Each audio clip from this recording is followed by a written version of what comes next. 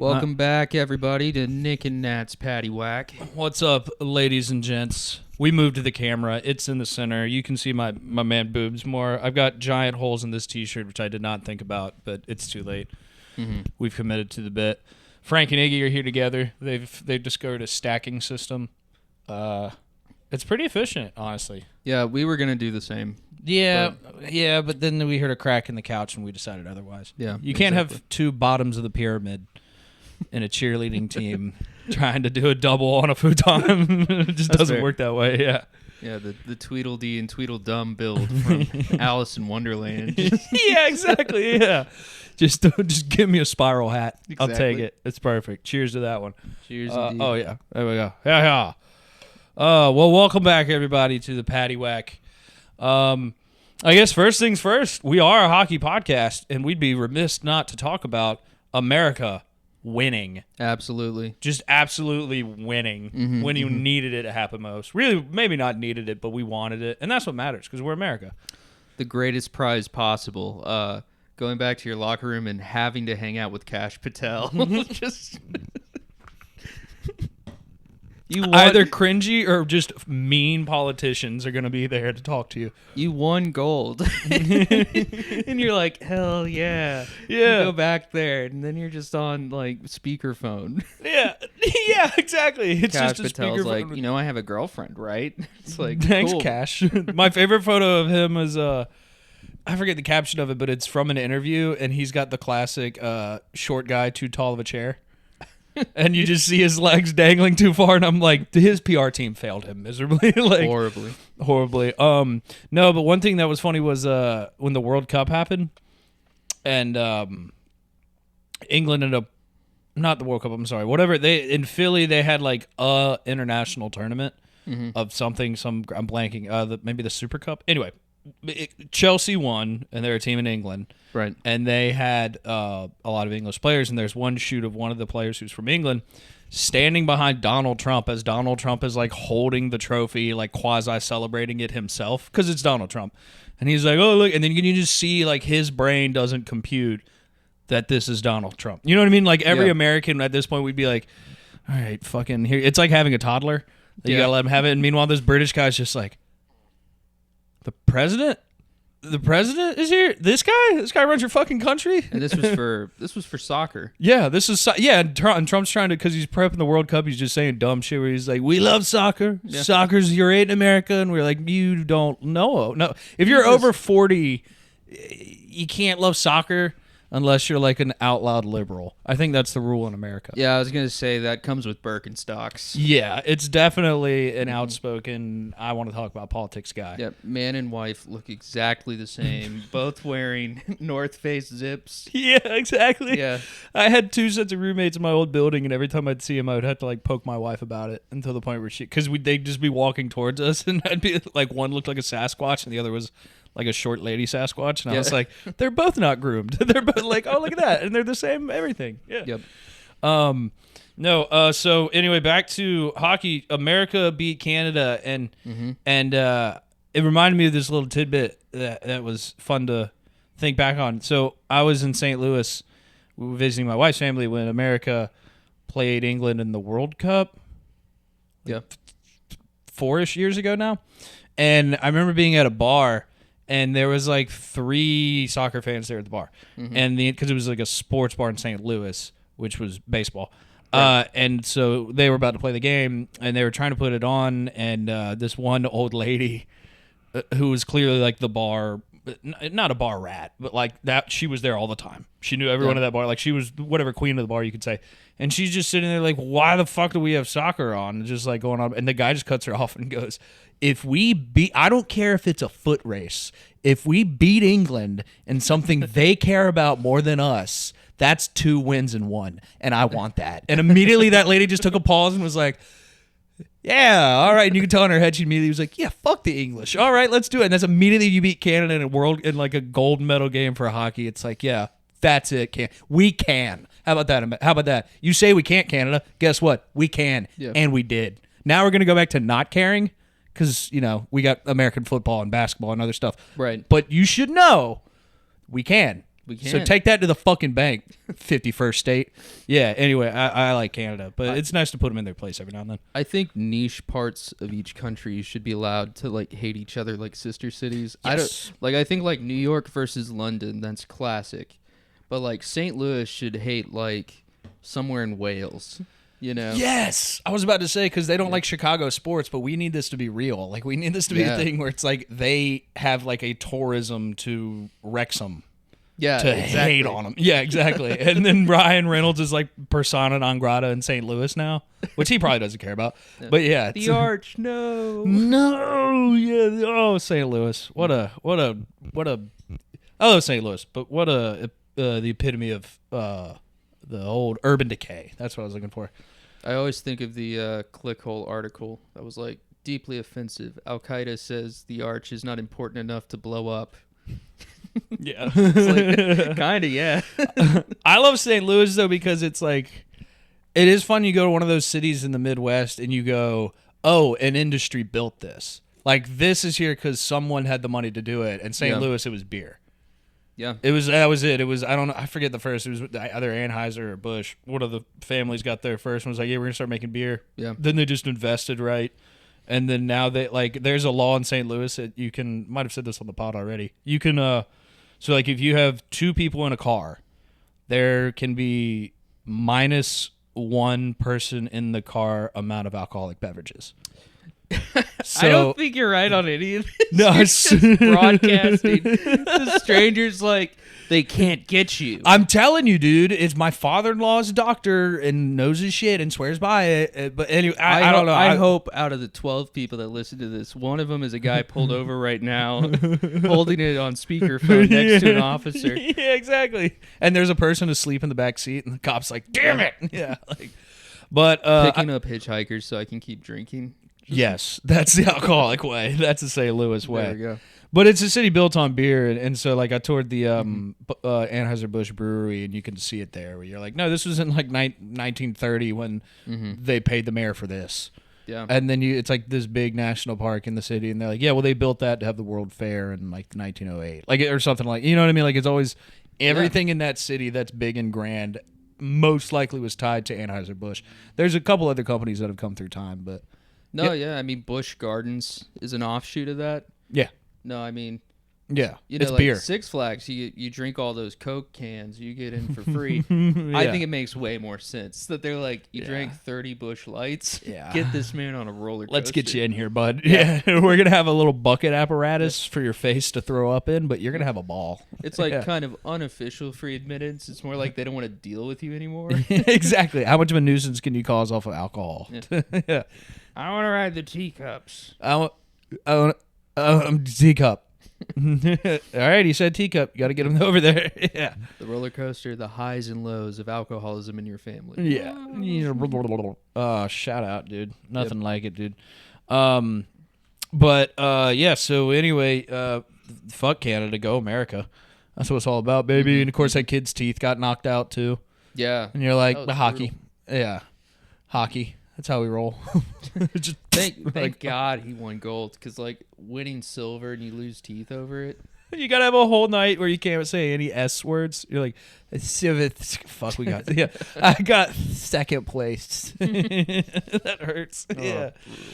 Fucking hockey players, dude. Kudos to them, man. They had some guy because ESPN's gotten to the point now where like they don't know what the fuck to do to fill time, and so some like back when I was fun employed, I would watch like an hour or two of ESPN in the morning, and it would always be like 20 minutes of information. Yeah. Over that, but they would like spin it a little bit. And one segment that they did, and you could tell they just got bored, was because they poorly put it together. They had a hockey player, and I can't remember his name, and a couple basketball players I think were there too, and I don't know, Jay Davis, I think. The argument was who's more passionate, hockey players or basketball players. And I remember seeing that and being like, one, obvious answer.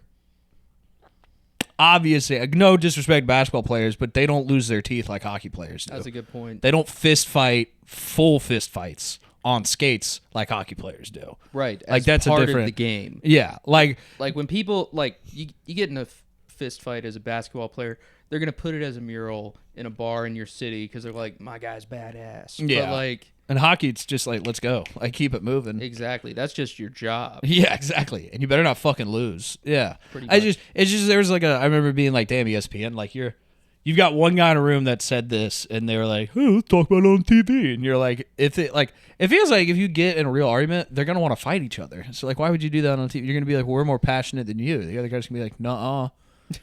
Like, there's no, how does that argument end? Like, that was a good one. But yeah, I was like, no, I mean, come on, dude, it's hockey. Those dudes are psychos. They're like, yeah, they're ready at any point to take a puck to the face. Yeah. I'd rather die than do that. We're preemptively putting in there, you can't have a suicide vest on on the rink. Exactly. Yeah, we have rules. So shout out America, dude. In other news, on the flip side, I paid no attention to it. And then I just saw a notification today that the NBC anchor, Savannah Guthrie, I think, is putting up $1 million to find her mom. They still haven't found her fucking mom, dude. It's 2026. How do they just snatch a lady? That's a fun thought. Like, what? Like, I don't know, man. Anyway. $1 million's just... I mean, doesn't seem like that much, to be honest. Like, how much do you love your mom? Like, no one can retire on $1 million. You think NBC's putting that money up? No. They'd require her to find her, and she has to go on Who Wants to Be a Millionaire. Yeah, there's a little asterisk in the contract. Yeah, that's a good move. AI Regis Philbin. Yeah. Is he dead yet?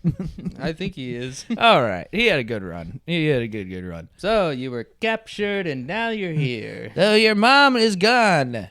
And, yeah. Like, and so is the money. Regis. And so is the money. Yeah, that's, it's funny. It's like every now and then you hear a news story, and you're like, was this made for moms on Facebook? You're so right. Like, is this entire thing made for a mom to repost on Facebook with her opinion? I love my mom, but I would say half of her communication with my wife is sending her videos of a different paranoid white lady going, I saw someone walking around cars at Target. They put like this, hey, I want to wash your car pamphlet. You got to throw those away. They're tracking you. They're going to human traffic you. Dude, your mom's on schizogram. No, well, a little bit. A little bit. I was going to say, once she gets to real schizogram, like there's one guy that I see every now and then where he thinks he's made a teleporter, but it's just like it's like a tech deck that he's hot glued 24 times over. Oh, hell yeah. But it's like, it's my favorite thing, dude. He does it. There's no irony or nothing to it. And it'll be like, something teleporter part 846, and it'll just be like whatever glob of plastic he has, and it'll just it'll be like this round work, and he'll just move it left to right, and that's the whole 6-second clip. It's schizogram. It's the best. That's amazing. Yeah, so God bless him. But no, dude, yeah, it's white moms are Facebook, dude. It's eating them up, man. My mom never, I don't know, she's not big on Facebook. She uses it every now and then, but my sister. Yeah. Ooh. Yeah, you'll get. It's like a thing I can't keep up with. She'll be like, "Did you see what I sent you on Facebook?" And I'm like, "I don't think I've opened Messenger in 6 years." You know what I mean? Like, it's way more peaceful that way. It's so much better. I love my family, but I text them individually. I can't deal with the, hey everybody, let's all talk about this article, and I'm like, this has nuance to it. Yeah, that I don't think we're all ready to deal with as a family. Yeah, we got. Thankfully, our family's not too political out loud. My brother's relatively outspoken about being liberal, and my dad is naturally conservative. Yeah. And so my dad, like... So they do their little table tennis of like... Exactly. But it would get to the point... It is kind of funny how it happened. It doesn't happen as much anymore, but I want to say like 4 or 5 years ago, I started to see where my dad would like prod my brother. It'd be like... not even Donald Trump shit. Would just be like something like actually political would happen and be like... Looks like they went red again. And then I watched my brother be like, it's the dumbest shit. And he'd go into it. And then like a year later, he'd start doing it to me. And I would be like, yeah, it's pretty crazy, huh? It's funny how that works. Yeah. Or he said, because like, it'll be a thing where he'll start talking. And like one time I said something where I was like, I'm pretty sure Donald Trump would like hit Nebraska with a nuke if the governor just got mad at him one day. So you sure you want to back that guy up? My dad was like... all right, he's crazy, but he's better than the other one. And I'm like, whatever, sure, I guess. I don't know. Fuck it, whatever. Yeah.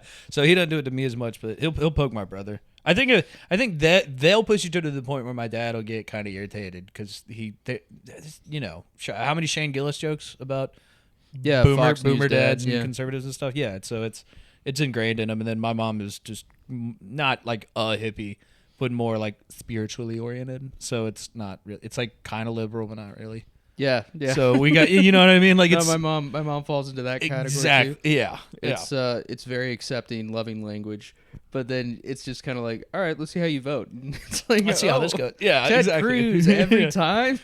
Oh God, dude, that is a fun thing. Is because we talked about it before when I said Lindsey Graham. Every state's got someone. We got Fetterman here at Pennsylvania. Yeah, but you guys have the Butter King, Ted Cruz. He's like, it's amazing. I don't know, man. When it comes to, I just don't know, dude. No, Al Franken's right. Al Franken was like, what did he say? He was like, I think I like Ted Cruz the most in Congress. Like, if anyone likes him, it's me, and I hate Ted Cruz. Is it like what is his thing? Is Lindsey Graham was the one that said like, if you shot Ted Cruz, no one on the Senate would convict. Like. He's just an asshole. He seems like a contrarian who thinks he's got a better sense of humor than he does. Yes. And it always ends up in these weird things where like sometimes it's funny where it's like I'm pretty sure this is real. It's like a tweet, "Hey Frank, what's up? If you can get up here, go for it, dude. You can try. If you knock the wires over there, that's not going to be cool. But let's be real, this is your podcast, so all right, think it over. Yeah, it was some tweet where it was something like that. I don't know. I don't know. It was pre-AI. It might have been fake, but it could have been real. But it was something about like his daughter and butter, or it was like there was. That's real. He went to the Iowa State Fair. Okay, and he saw a butter sculpture. And he's like, my daughter Caroline would love this. Her first word was butter. That's so cringy. No, I mean, but also it's like, man, that just destroyed your daughter's social reputation for a long time. He just, of course, how would you like that guy? Like it's, but he hangs in there, dude. But then the flip side is he'll do other stuff where it's not funny. Where it's like, I don't follow Tucker Carlson a lot, but there's that one clip where he's like, how many people are in Iran or some country? Ted Cruz is like, yeah, I know that. It's okay. And he's like, do you? And he's like, is that really important? He goes, it might be Iran, but he's like, you're actively threatening to bomb them and you don't know the population of this place? Yeah. And Ted Cruz is like, what do you want from me? And then Tucker's like, what the fuck? Like it's... I don't remember who said it, but they were like, Tucker Carlson has a journalist in him that every once in a while wants to come out. It does. That's what's happening. He's just kind of like, let's see real quick. Let's do it. Tucker, Tucker just feels like... So I remember in 2017, I started to notice that frat bros were getting into jam bands. Interesting. Maybe that's always been a thing, and I just didn't realize that. But it was like frat bros at the college, frat bros I went to the college with. Come on up here. Were huge on widespread panic. Like it just happened in 1 year. These two different guys, or these guys with two different frats that I knew, and over time I've noticed that's just a thing now. Like, I think Goose is the new band that's, like, a jam band, but it's, like, all the dudes I know that are still trying to be in college are, like, re-Instagram story sharing their songs and stuff. Yes. It's good music, but it's jam bandy, like, I don't know. Anyway, that being said, Tucker Carlson just feels like that guy. Because he's a news guy, and he's, intelligible to his own degree. I don't watch a lot of his stuff. But then it's always like he's got a weird twist to him. It's like, yeah, I'll smoke a joint, or, like, yeah, I'll hit some Zens, or I'll go fish in Central Park. Yeah. And it's like, who are you, dude? Like, what? Like, are you just a mega chill dude whose dad made him join a frat at a private college, and now you've got this job? Or like, are you? What is real of you? I don't know. You just confuse me. Like, you seem like the guy in the frat who got too into jam bands, and probably taking some Percocets, and then you just stumbled ass backwards into a job your dad got you. But now you're the top not top journalist, but probably the most relevant journalist. Yeah, I mean, it's just one of the most when I say well regarded, I don't know. He's notorious to me. I don't agree with anything that I don't asshole watch. says. I don't but, watch enough of his shit. But if you're someone who's gotten a reputation for doing stuff like that, you're probably not. Yeah. You know, there's something ain't right now. Yeah. It's just hard for me to remember that my political enemies are people. So, and not just some sort of vague post online I can be mad at. Yeah. So, it is what it is, though. I will say though it is nice that I don't use Facebook because I don't know how to delete posts unless you find them, and there's got to be a wave of college liberal douchenat. Oh yeah. Oh, dude, those fucking yeah. I remember there was one post where I was like, "Oh, America built off of non-born people" or something like that. I was like, "Built off of immigrants, or not gonna let immigrants in." And then now that I'm 30, I'm like, "Why would I say that out loud?" Oh, dude. Yeah. Like, Your 20s are for zeal. Yeah, 20s are for hey, you just burn that one off. So Pretty much. no, but Yeah. In the past, you forgot you said that. You just chilled Yeah. over time. you're like, oh, that's right, I had opinions and they shifted, and now it's like, oh no, that someone could see that and be like, that's who I am. I gotta be like, well, Yeah. no, I was gay, but no, I'm not. No, yeah, For no. political reasons. For political, actually, sir. Mm-hmm. Oh, Frank, dude, what do you think of Tucker and such? Yeah, I mean that was. Shut up, bitch!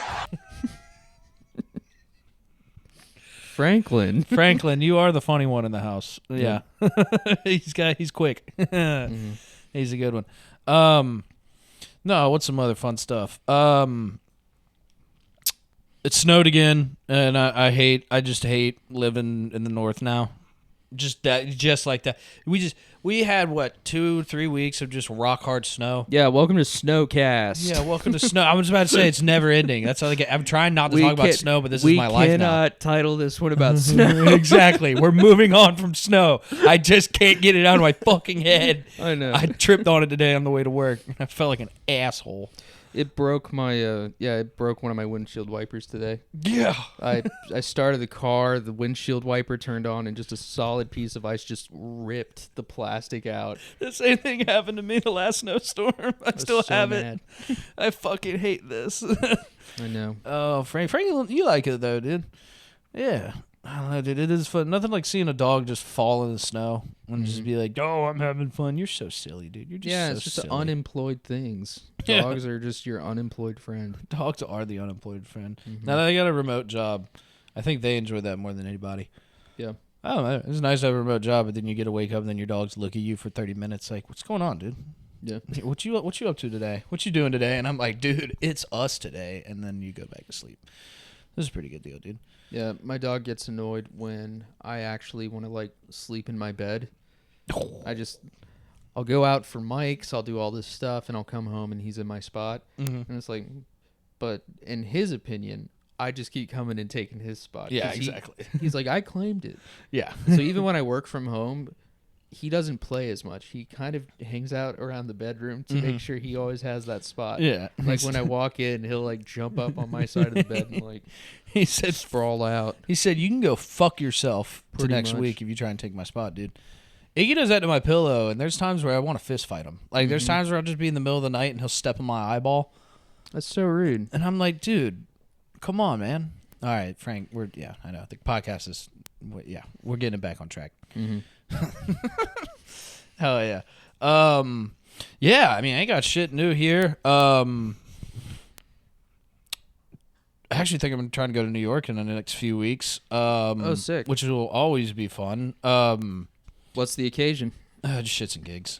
Just gonna go stay with a buddy. Maybe go to a club or two or something like that. Go Nice. see the fun world of New York comedy. I know you mean comedy, but I yeah. love the idea of you going to the club. I'm going to predominantly Latino clubs in Yes. like the Bronx. Yeah, this is just my nightlife. Yeah. Yeah. I come back. You're secretly like a great flamenco dancer. Yeah. This is my life. It reminds me. There's this girl that I worked with. I said something to her about I can't remember what. Oh, it was Bad Bunny. Bad Bunny. And she was like, honestly, that she's a black girl. And she's like, honestly, that was pretty. I kind of liked it though because I was Puerto Rican for a summer. Puerto Rican for a summer. And I was like, what? Oh She my went. God. I dated a guy. It is what it was. It's big on Daddy Yankee. That was just part of my life. And then we just moved on. And I remember, like, another human being, like, no, I was another ethnicity for a summer. And I was like, huh? And she was, just don't worry about it. I dated a guy and then moved on. And I was like, all right, that's, boom. There you go. I can get down with that. I mean, I was for a summer. I'm just going to start saying that for the times I've dated a black girl in the past. I was black for like 2 months. They're going to be like, what? I mean, I had to listen to mariachi music working at Chick-fil-A. That's what they played in the kitchen. So you can call me something. El Cantor. El Cantor. Oh, dude, I'm bitter jealous that I can do the Mexican singer voice, but I don't know a lick of Spanish. Do you know other languages? No, I took German in college, and I can read it somewhat, but I also have put no effort into maintaining that, so it's probably faded off a bit. Bummer. I got family out there too, and every time I go, it's one of those things. If it makes you feel better, I took like 3 years of French in high school because I was stupid.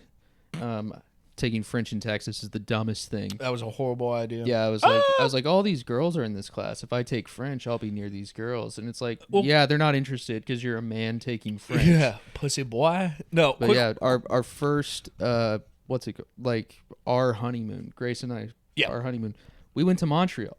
And I was like, oh, I got to brush up. I got to do this.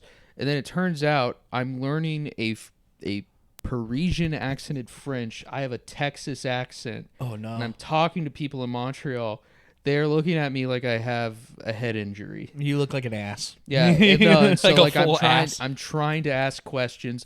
And they're like, hold on, please talk in English. What the hell is happening? You're trying too much. Yeah. I'm just absolutely just... That's the one showing my ass in front of my new wife. Just that's the well. Side note, actually, this is a fun geography question. Were you from the eastern side of Texas? Yeah. I'm as northeast as you get. Do you hit? Is there a point in Texas where the Louisiana or the Cajun way or the Creole blends over? Do you get a little bit of that, where that Frenchy vibe? Yes. You gotta be south of Longview. So like you're in the Houston area, the greater Houston area, Beaumont. It's called Beaumont. Beaumont. B-E-A-U-Mont? Yeah. B-E-A-U-X? Yeah, and it's straight up one of those places where people are like, oh yeah, there are crawdads in my yard. And you're like, oh, okay. And they're like, so that's what I'm up to today. I'm just grabbing them. It's like, okay, that's kind of cool. The first time I started learning how to do a Creole accent or a Cajun one was the South Park episode where they made fun of the oil spill. And they get that one guy who's like, oh, they got it early, my scrimp. Better get on better than I'll get a scrimp and they got it early in it now. I got it early up in there. Like, Louisiana, you special little state. Yeah. You little Frenchies. You're so fun. You guys are just a fun little bunch. No, I took actually, I'm glad you said that. In high school, I took Latin. Hey, rest in peace, Vicky G. So there was a teacher at my high school who taught Latin, and Latin, it wasn't taught at all the high schools, but it was taught at a bunch, and they maintained some sort of group out of it because they would have Latin conventions, which, well, I'll get to that in a minute. Okay, anyway, so I have a brother 2 years older, and I've got a sister that's 12 years older. They both went to the same high school, and they both had her for 3 years. And when my sister had her, she was batshit. She was like she went to Woodstock and like went hard. Gotcha. Like some part of her is still at Woodstock. Like that's the kind of teacher she probably forgot English, and now she's a Latin teacher. Somewhere along those lines. Interesting. And she was a very sweet lady. I'm sure she was really smart in her own right. She actually had a really crazy art career where she was a photographer for athletes. Like she did photographs for I think Joe Frazier a few times at the Olympics. So she, not to bag on her. Anyway, she taught Latin at a high school in South Carolina. Mathematically, that equals nothing. Like mathematically, if you're from South Carolina and I say that sentence, you're like, who paid for that? Yeah. So, but she fought for it, and so it was there. So we took Latin, all of my siblings, when we went, and it was weird. It was more like history because I didn't learn shit about the actual language of Latin, like shit. But I took it for 3 years, and I got in trouble in that class more than any other class, like imaginable. Because you give white little unruly kids in high school and then a hippie teacher who just is teaching a fake language, like memento mori. Yeah, exactly. Like the worst of me is gonna come out. Oh, hey, look at that. See, you learned more than I did. No, but no, she was a really sweet lady. She's passed away, but yeah, like so for me, when they were like, "What language do you want to take?" It's like, "Oh, I'm gonna take the not language." Yeah. I'm going to go take the one where I don't have to try. And then I got to college, and for some reason I was like, oh, I'll take German because I have Swiss heritage. There you And go. actually, this is fun. There's a quote from Albert Einstein. I wish I remembered it, but they taught us this in the first day of German class. But somewhere along the line, he explains it's a quote where it's like, basically, the German language makes no sense at all, and it's because like the genders don't like align. So you have to know, because like English doesn't have genders for things, but pretty much every other Western language has a gender Yeah. situation. And in German, they don't make sense. Yeah. It's like they do a ton of compound words. Yeah. Too. Oh, they do. Actually, that's funny. In one of the later classes, they taught us this, and I didn't take the more advanced ones where I'm sure they would have given more detail. There is a rule in the German language where you can just combine words to invent a word. Yeah. Like, it's just like you can just do whatever you want. They're like, yeah, you can, like, that's where, like, I think my teacher said somewhere, like, that technically that's where the longest words in language are, but no one counts it because it's you It can is literally kind of just put, a like, hack. It's 9 words together. Yeah. It's just saying a sentence breathlessly. Yeah, exactly. And you have to do it with a very interesting accent because it's German and it's not very fun to do. And Yeah. I learned how to do that after I was in college. So They probably it was like, a horrible heard idea. Rap God and they were like, God, what is this word? It's saying. Yeah, this is one of ours. Yeah. Yeah, so that was sorry that Franklin bopped you on the head. I'll give you a little scruff because you didn't deserve that. No, so that was a terrible idea. I took German and squeezed. I don't know. I probably averaged like a C- out of all those classes, and then now I kind of forgot. And it sucks because I might have said this before. My buddy Cameron, hey Franklin, who lives in New York, knows like fluent. I call it construction site Spanish Nice. because I don't know. Maybe it's Mexican Spanish. You know, every Spanish is somewhat different in each country in the Central and South America. Like it shifts regionally. And If you translate it, it's, hey, I'm walking here. yeah, exactly. Yeah, there you go. Yeah. Hey, I'm fucking walking here. What's Spanish for bada bing? Just What's Spanish for? What's Spanish for? You can eat my balls to the face, yo. New York. Oh, New York. New York. New York really makes me appreciate Philly more. Yeah. It does. Comedy scene over there is obviously the next. It's like a higher league. But when you go up there and then you spend time and then you come back to Philly and you go get on the L or the BSL, you're like, hey, it's not that bad. Yeah. No, I mean, literally, you get across the city instantly. Yeah. Like, I mean, Sure, there's more needles, but you're not as likely to get in a fight with. I don't know. I mean, New York just hits another level where they're like, hey, bud, get used to living with rats because this is your life now. Like, This is just your life. suck it up. And then in Philly, you're like, oh, look, a rat. And you just kind of move on. You know what I mean? Like, it's like, oh, I knew you were around, but there you are. But yeah,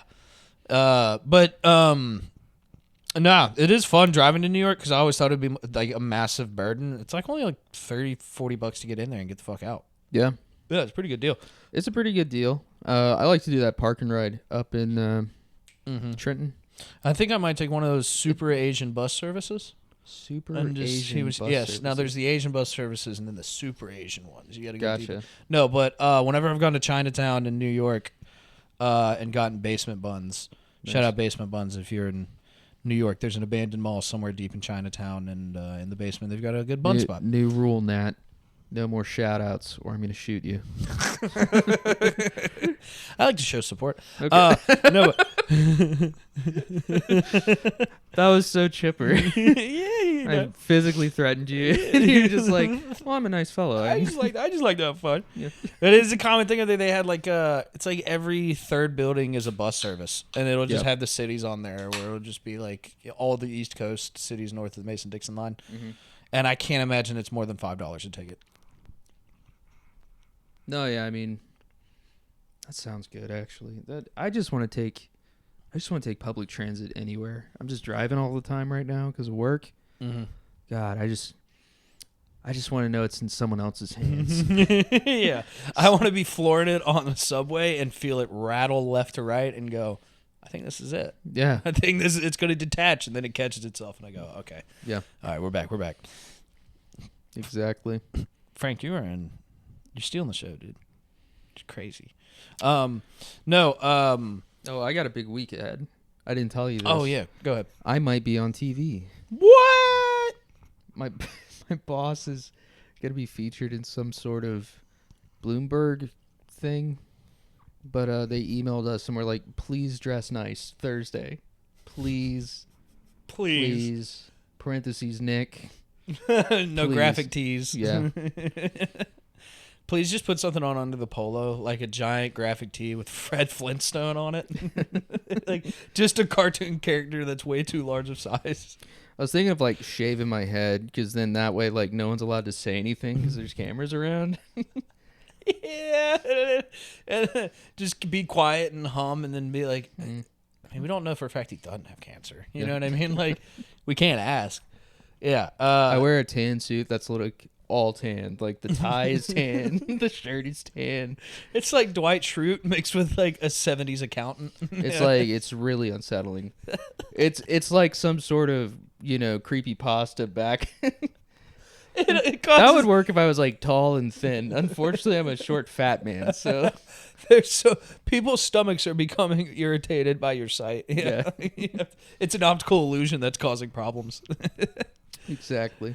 Yeah. No, what was I gonna say before that? You need to get a graphic tee. It reminded me.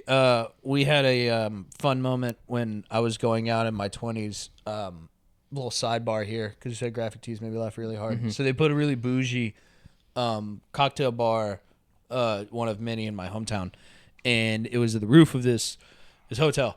And we had to go to the hotel, and you had to go through the elevator and get to the top. And we were planning to do it because it was going to be one of the stops we went on the night. And so my buddy and it was me and two other guys were going to go. And one of my buddies texted us and was just by the way, don't wear a graphic T-shirt. Just wear something like a polo or something because we're going to go by on the roof later. Yeah. And you know what I mean? Just try and wear something. And we're like, yeah, all right, fine, whatever. And so me and my first buddy who tells me that, we meet up and we go to probably like 2 bars to bounce around. And then an hour later we go to the 3rd bar. And we're literally walking to the elevator like a scene out of a movie.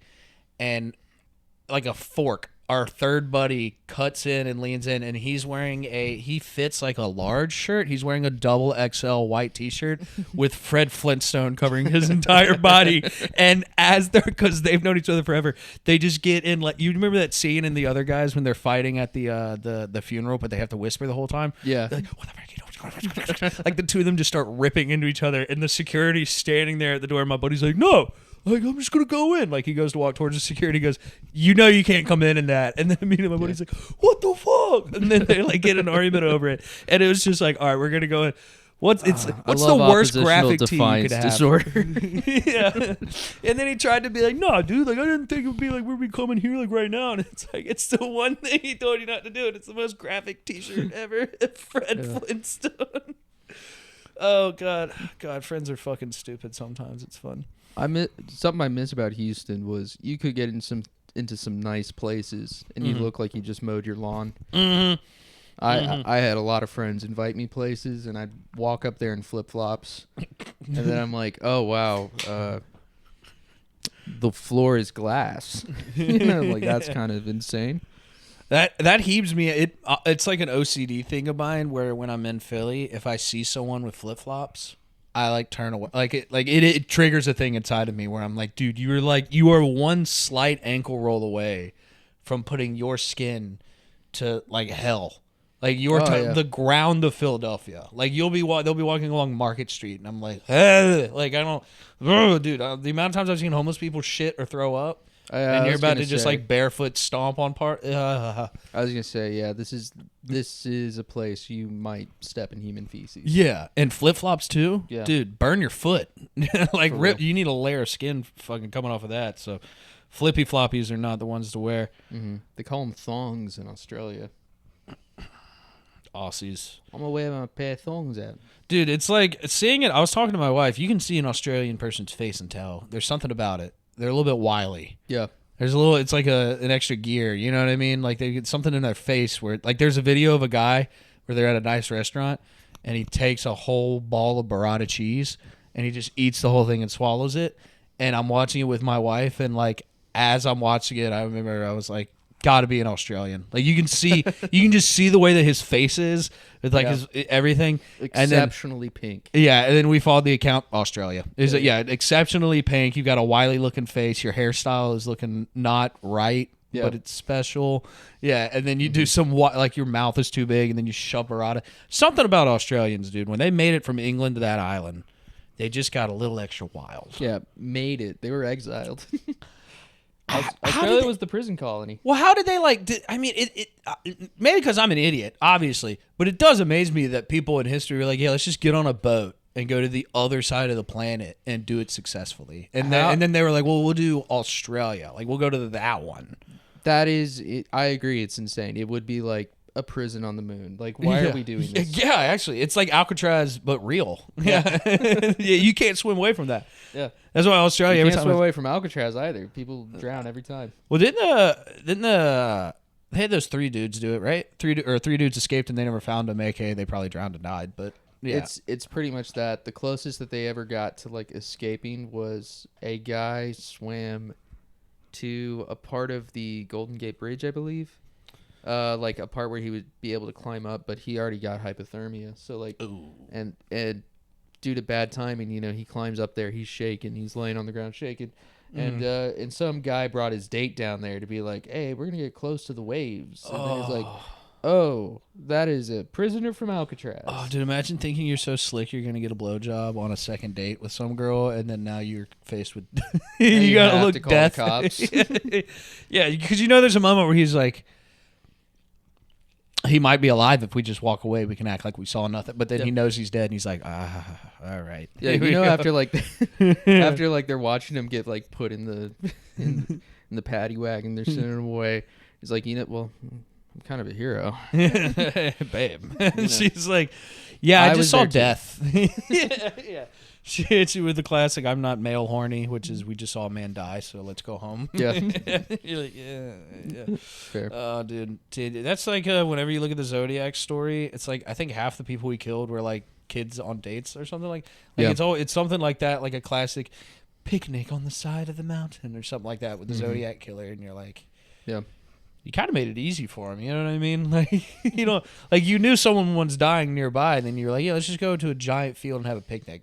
Like, thank God he killed when he did. I mean, otherwise we'd have the Wordle killer. The Hey, there you go. I see where you're going. Sick. Detective, you have 6 guesses. To guess where I'll strike next.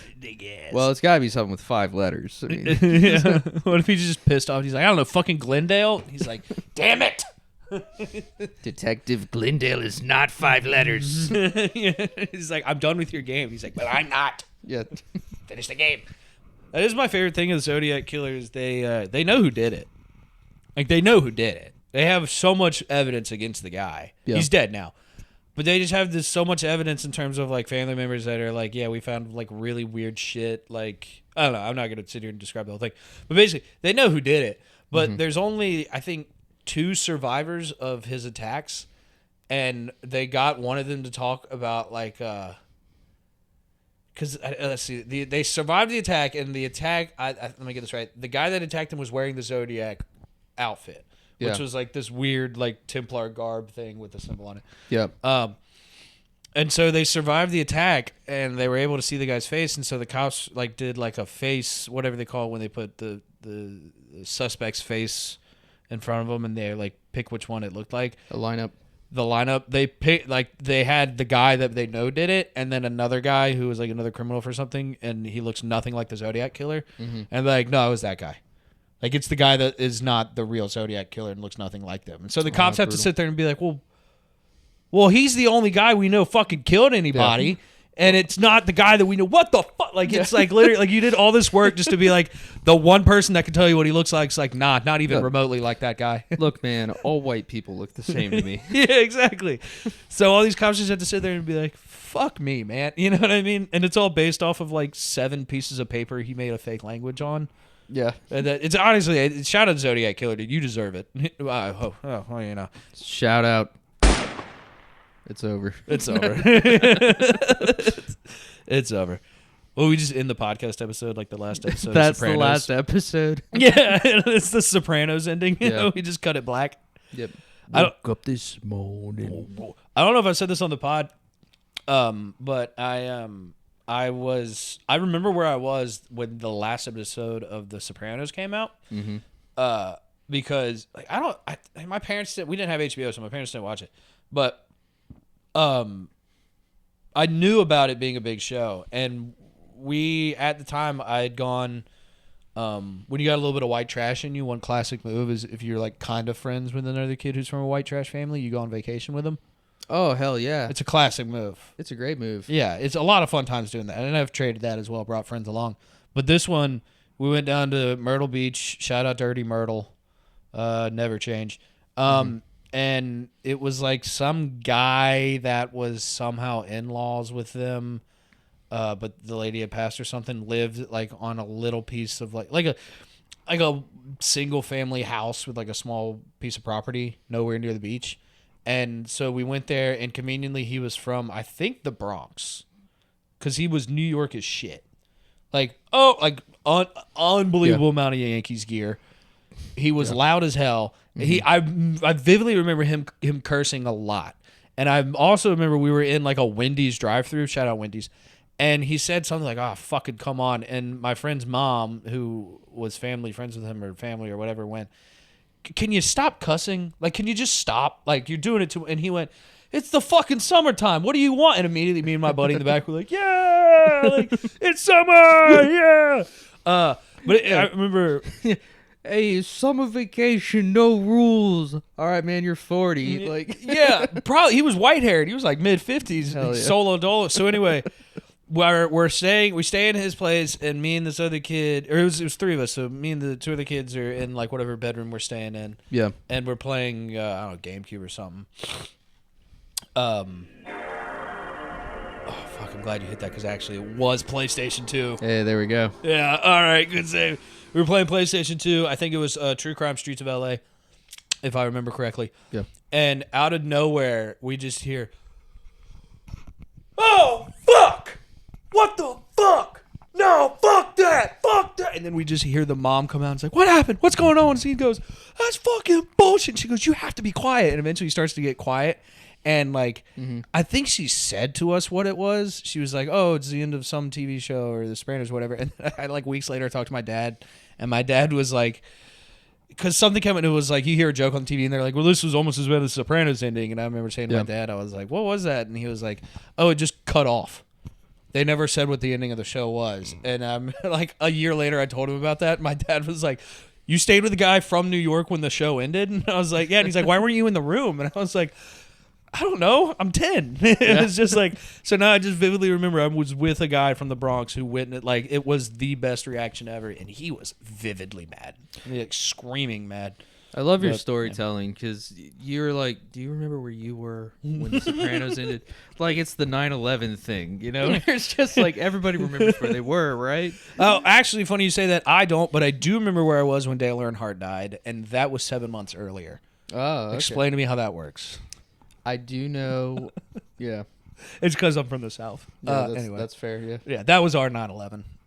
Yeah, I mean, yeah. No, I mean, Dale Earnhardt Jr. just gone. No, senior. Senior, come on, man. Junior lives on.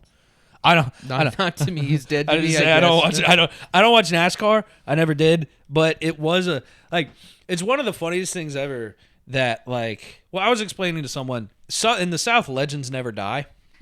I just remember what's his name, Jeff something. Jeff Gordon. Jeff Gordon, yeah. Jeff I think Gordon. it was after Earnhardt died.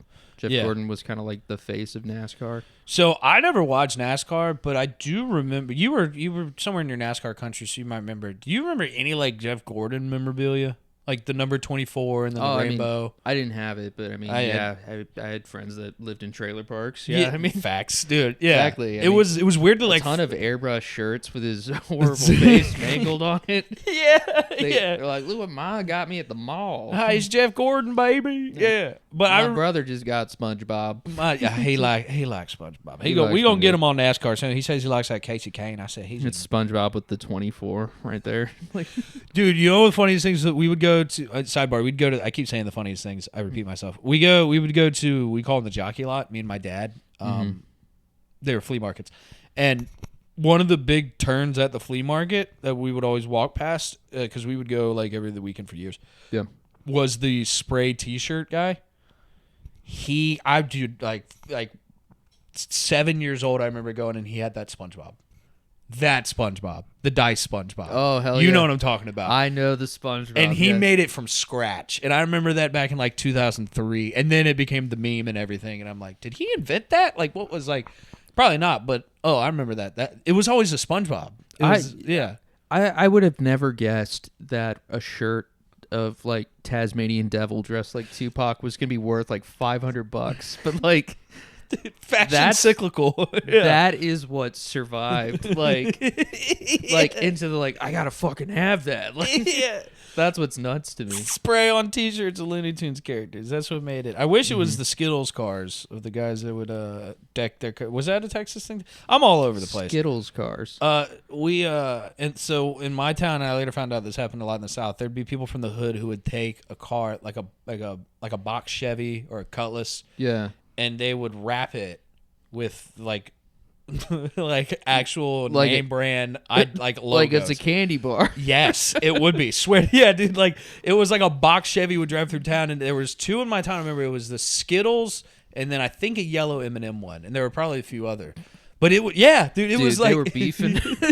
Yeah, they hated each other. Yeah, yeah. But it was. I remember seeing that shit. My buddy texted me about that last week. Was like, why don't we have more of that in the world? And then I like looked up, and there's some memes about it where they're like people are like, whatever happened to the Skittles car or some shit? Like it'd be like a Twix car or something like that, like a candy. Yeah, that was a fun early 2000s era. That's awesome. That was when the hood was wilding, dude. Also, just like brand loyalty was bizarre.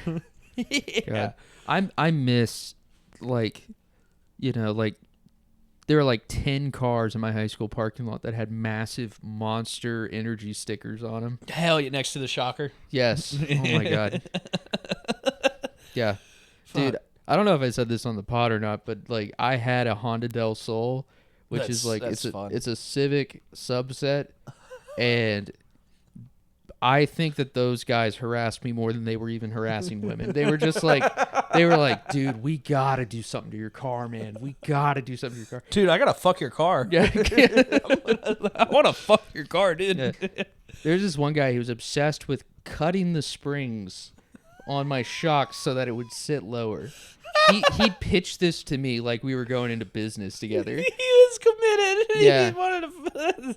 I told my dad, and he was like, no. Don't do that. And I was like, I'm not gonna. No. Yeah. Sure enough, like 3 weeks later, I see his car is stuck on a speed bump. He's cut the shocks so low, he literally couldn't get over just like the half-foot speed bump. Yeah.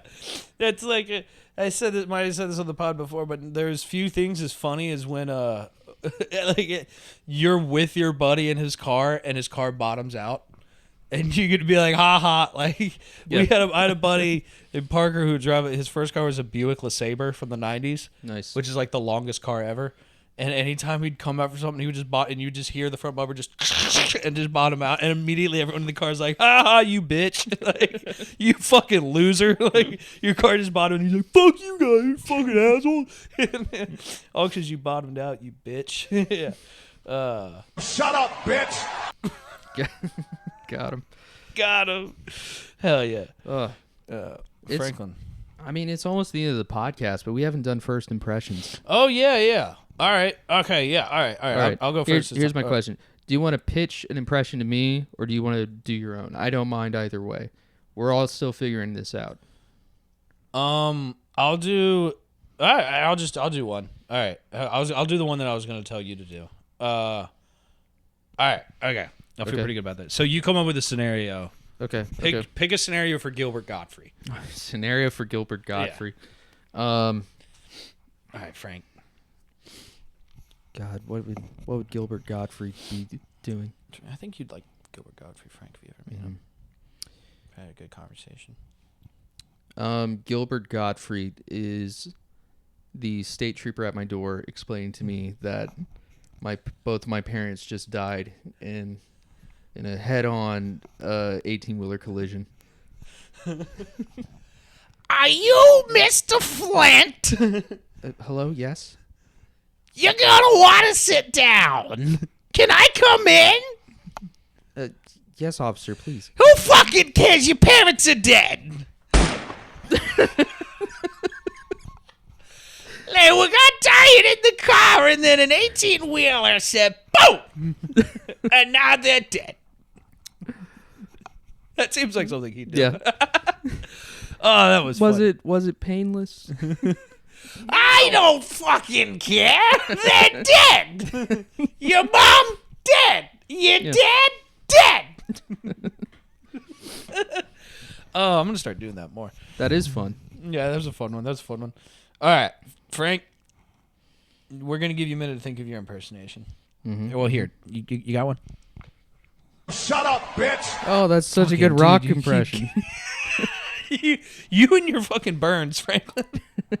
You're getting too good at it, man. All All right. Who you got in mind? Who you feeling? I'm gonna do Jimmy Stewart, I guess. Jimmy Stewart. Jimmy Stewart, the guy from It's a Wonderful Life. Yes. Yeah. Okay. All right. Let's do. Okay. So Jimmy Stewart had a bank account at an old bank, but forgot about it. And now after 2 years, it's had so many service fees, it's like minus $200. So now he's at the bank, not happy about being negative $200 on an account he forgot about. No, it's not fair. No, it can't be. It's not fair. But sir, it says in the rules. How can the rules be fair? That was my money and it's gone. But sir, it states clearly we have service fees. 5 years ago, I had $20. $20. I could have taken my baby to Chili's. Sir, Now I owe 10 Chili's to the bank. sir, the Chili's nearby closed a while ago. I Actually. can only conceptualize the world in Chili's 2 for 20. I'm sorry, sir. We only speak in Applebee's here. Living good.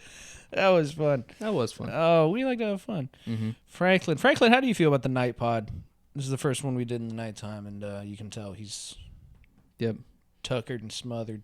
Mm-hmm. Tuckered. Iggy, you want to come? You want to come say goodbye to the people? Come here, Iggy. Mm-hmm. Yeah. Let's be honest. The looks of this show, right here. Yeah. Yep. These two. Oh. Yes. This is it. When your wife goes out of town, you got 2 dogs. You just do this for hours. It's pretty good. Yep. It's pretty good until you pull your back shoveling and you realize you need to be more physically active. Yeah. Yeah. Yeah. Do you have anything to plug? I know that. Sorry. It felt like such a downer. Like, yeah. Yeah, this is good. Yeah, if anybody listening to this lives in Philly and you've got the chance, I've been working with Post Up Comedy now over at the Monkey Club in Fishtown. Chances are you probably won't catch this. I think we got a show Thursday. Well, we do have a show Thursday. It might come up Wednesday beforehand, but keep an eye out. We have shows probably about once a month going forward. Great venue, great beer, great people. Come on by. It's a good time. Great comedians too. Like to book some of the funniest people around. So like this Heck little yeah. sweetheart here, this little sweetheart Nicky Poo. Mm-hmm. I have him on. We're gonna have Franklin on first because he's a better. Yeah, better that's on actually stage. fair. Better on stage. Bojack will be there too. So Yeah. it'll work out. You know, our dogs are better than us at our art form. So, but that's it. Yeah, come check it out. And if you're there at Philly Brewing Company on a Monday, we'll be doing comedy. Heck yeah. So, Peace, everyone. peace. Love you guys.